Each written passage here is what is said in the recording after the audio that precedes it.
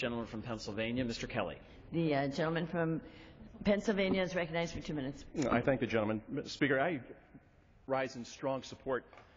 Listen, this is what the country expects us to do. And today, you don't have to have on a red shirt or a blue shirt. These are red, white, and blue jobs that we're talking about. And we're talking about our opportunity now to compete, and not just participate, to actually dominate the world market.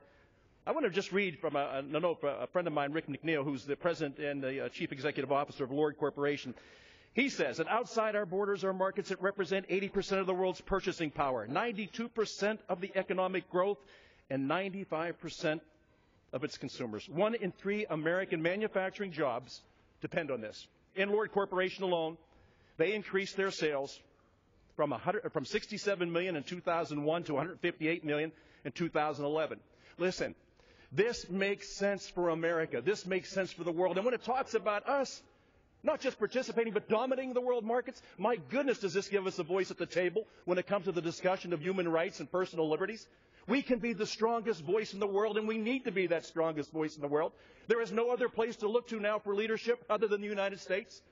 We can do that. And by passing this today, we send a strong message, not only to the world, but to our country, that we have joined hands. We are joining arm in arm, and we are going to dominate in the world markets and regain our position as the leader when it comes to human rights and personal freedoms and liberties. I thank the gentleman, and I urge all our colleagues on both sides to pass this bill today. Thank you, and I yield back.